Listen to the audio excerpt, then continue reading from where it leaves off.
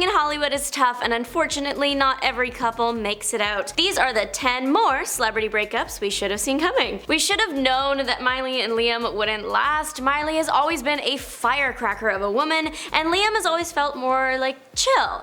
They were a really cute couple though. They starred in the film The Last Song together in 2009, that's also how they met. They dated for a bit in 2009, then broke up in 2010, then got back together later in the year, then break up, just as usual, like an on again, off again kind of deal. They did get engaged in 2012, but it wasn't exactly smooth sailing. There were lots of rumors that the pair had broken up, the wedding got postponed until eventually the whole thing was called off. In this break is when Miley tweeted the famous, "I want to see the new Hunger Games, but that means I'll have to look at my ex for 2 hours" tweet. I love this tweet.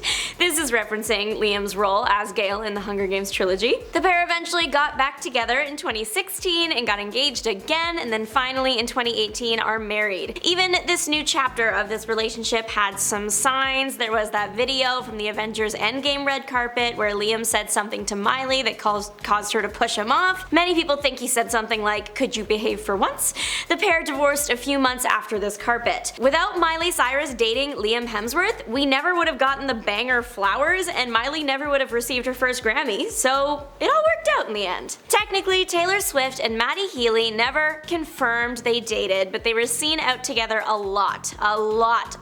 And Taylor's relationship announcements have never been a big, "Hello world, we are dating." It's always been more speculation until it's a couple months in, then she'll give hints and do public displays. Mattie and Taylor were only seen around each other for about a month to maybe 2 months. Before this, the pair were just friends, we know that for sure. People thought the pair were dating because they were spotted out at a bunch of restaurants. Taylor randomly performed at a 1975 concert, and Mattie was spotted at the Eras tour a few nights. This is also similar to what happened with Travis Kelce and Joe Alwyn, minus the surprise performance of course, so that's why everyone was looking at this pair extra close. The thing is, Mattie Healey has an on-stage persona that is controversial to say the least. He famously did the Yahtzee with an N salute on stage. It was supposed to be satire, apparently. He also made some racially insensitive remarks about Ice Spice, who is friends with Taylor and collaborated with her on Karma. Taylor and Mattie were rumored to be dating way back in 2014, around Taylor's 1989 era. It also produced a quote from Mattie that came back to haunt him. He said it would be emasculating to date Taylor. Taylor's fans were not the happiest about this particular relationship, and because of this, Taylor and Mattie stopped appearing in public together pretty quick. We still don't know if they were actually dating or not. I guess we'll never know. Billie Eilish and Jesse Rutherford started dating in 2022, first seen together in a romantic setting on October 13th. People were quick to comment on their age gap and also Billie's young age in general.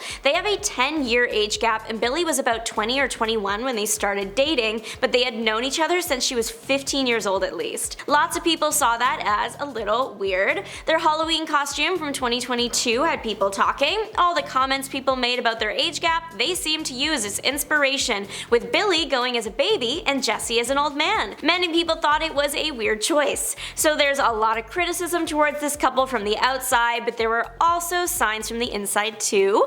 On her 2021 album Happier Than Ever, Billie has a track called Your Power. It is about people taking advantage of younger people in relationships and those with power over someone else using it to their advantage to hurt the other person in some way. Of course, this is just what fans have gathered from the lyrics. The song features lyrics like, "She was sleeping in your clothes, but now she's got to get to class," and "You swear you didn't know, you said you thought she was your age." The song was released about a year before Jesse came into the picture, and many people expressed that fact, wondering why Billie got into a relationship with such a big age gap when she's seemingly written that she wasn't fond of them. The pair were only together for about 8 months, but are on good terms, as confirmed by Billie on her Instagram story. Like Billie and Jesse, Olivia Rodrigo was also in a relationship that had people looking twice at the age gap. This one wasn't as bad, I guess, but it still was amazing by any means. She was 18 when they started dating and he was 24, so only 6 years. While that's not as big of a gap as we've seen elsewhere, it's not small either, and many Olivia fans were concerned as the pair were first spotted out together in June and Olivia had just turned 18 a few months ago. It was all around just a situation that rubbed people the wrong way. So again, this couple has a lot of outside pressure and criticism against them, plus Olivia Rodrigo is a major Taylor Swift fan, that is no secret. Taylor famously dated, then allegedly wrote her album Speak Now about John Mayer. That relationship was also one with a big age gap, with the girl being very young. Maybe Olivia heard Taylor's warnings in the songs. The two leading stars of the Disney Channel original film High School Musical, Vanessa Hudgens and Zack Efron, famously dated. This was the Brangelina of my childhood. I remember learning about what actors were, and then learning that not only was my favorite couple dating in the movie, but also in real life. They were like the royal family to me. Still, they were so young when they met and started dating, plus they weren't your regular small-town high school sweethearts. They lived in Hollywood. They were making movies. Being that young and probably having to spend so much time apart would put a strain on any relationship. Zack and Vanessa were together about 5 years before calling it quits. E! News had some inside sources confirm the breakup wasn't dramatic like the scenes from the movies, nothing like Gotta Go My Own Way from High School Musical 2. The insider also noted that they were together for so long it just ran its course. Disney has a track record of encouraging the stars of their various shows and movies to date. It happened with Dove Cameron and her ex Ryan McCartan, Joe Jonas and Demi Lovato. Zack and Vanessa were both 18 while filming High School Musical, and there was all this outside pressure and even proposal rumors that would be enough to put a lot of strain on the relationship. Luckily, it looks like the pair are still on good terms. Vanessa just announced her pregnancy in the Oscars red carpet, then later posted about it on Instagram. Zack commented, "She's killing it. I couldn't be happier for V. Zanessa, you will always be famous." Rachel McAdams and Ryan Gosling worked together on the iconic film The Notebook and soon brought that chemistry from the silver screen to real life. They dated from 2005 to 2007, but from the beginning their relationship was rocky. Every fan of The Notebook probably remembers the moment they found out that Rachel and Ryan hated each other at the start of filming that movie. Ryan apparently tried to get Rachel fired and even requested that for one scene, Rachel was taken off set and a different actress gets brought in to read her lines. It was serious, okay? Even the director has confirmed that the two did not get along. Movie budgets and timelines are tight though, so there needed to be a fix made here, so apparently Ryan, Rachel, a producer, and the director went in a room together. Ryan and Rachel screamed it out and then they were fine, eventually more than fine. They started dating in 2005, a year after the film came out. They had some pretty iconic moments, for example, when they recreated their iconic Notebook kiss after winning Best Kiss at the MTV Movie and TV Awards. Unfortunately, in 2007, the relationship ended apparently pretty similar to how it started. Ryan said in an interview that "the only thing I remember is we both went down swinging and we called it a draw," adding in a later interview that show business is the bad guy. When both people are in show business, it's too much show business. It takes all of the light so nothing else can grow. That's fair. We should have known that their relationship would go out blazing if that's how it started. Another iconic couple born from iconic roles in an iconic franchise. We are talking about Kristen Stewart and Robert Pattinson, Twilight's Bella and Edward. The pair first met in 2007 but didn't officially start dating until 2009, we think. They kissed in 2009. A producer for Twilight did an interview with Time in 2010 in which he said that he hopes the pair stay together through filming the remainder of the movies. 2 more left, and that's a lot of pressure to put on a relationship. It would suck if you thought a relationship had run its course, but you felt you had to stay together to not mess up a big movie franchise. There was some infidelity on Kristen's part that a former president actually weighed in on. Sure enough, the pair did stay together until just after the last Twilight film came out. Years later, Kristen did say in an interview that she felt her relationship with Robert had been made into a product. So it really shouldn't have come as a surprise that as soon as the franchise was done, the two called it quits. They are both so okay now. Kristen is bi and engaged to screenwriter Dylan Mayer, no relation to Stephanie Meyer, author of Twilight. I did look it up because it was like, there's no way. Robert is also engaged to a woman, the actress and singer Suki Waterhouse. They are expecting a child together. Jelena, the it couple of the 2010s, Selena Gomez was a Disney star and starting up her music career, and Justin Bieber was one of the biggest teen heartthrobs of the era. They dated or were kinda dating for 8 years before shocking the world when they broke up in 2018. But there were signs. Probably the most neon flashing light sign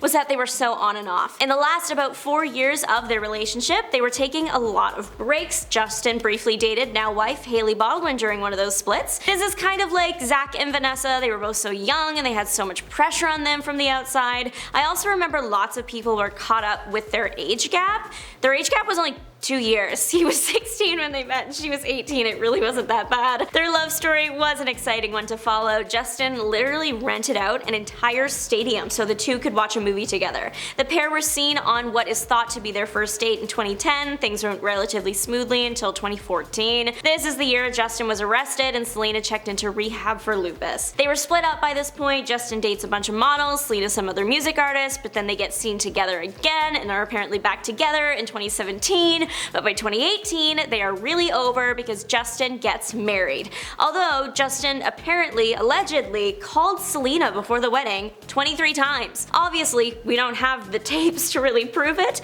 but Selena hinted at the then rumor in her song Ring, so it's up to you what you want to think. Pete Davidson and Ariana Grande had a whirlwind of a romance back in 2018. The pair only dated for about 6 months and almost got married, but it didn't start on the most solid foundation, so it's no wonder they didn't last. Pete had been in a relationship with fellow comedian and writer Cassie David before dating Ariana, like a day before Pete first stepped out with Ariana. Pete and Cassie had decided to take a break for about 2 weeks. Cassie called Pete after the first couple days though, saying she wanted to work things out, but he wanted to continue the break. He broke up with her over text 2 days later, then a day after Pete and Ariana were out together. It was a messy timeline, that's for sure, and it did not make Ariana and Pete look too good. Pete and Ariana ended up calling it quits because Ariana wasn't taking the passing of Mac Miller so well, so there wasn't any bad blood in the initial breakup. That came after. Ariana said in Vogue that she considered Pete to be a distraction, and Pete responded equally as publicly in his Netflix comedy special. The entire relationship moved pretty quick. The pair moved in together a month-ish after beginning to date,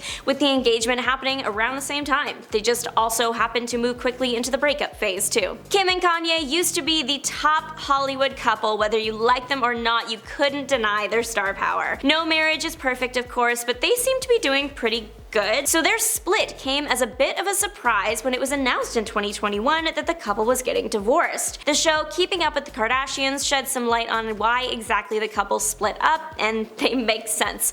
I'm surprised that we, the public, didn't see this coming.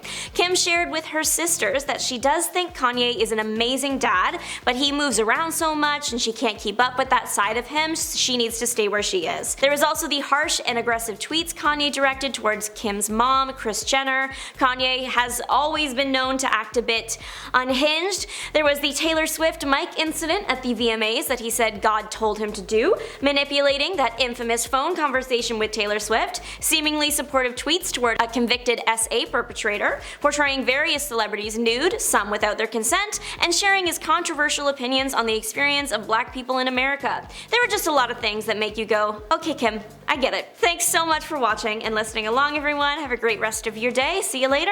Bye!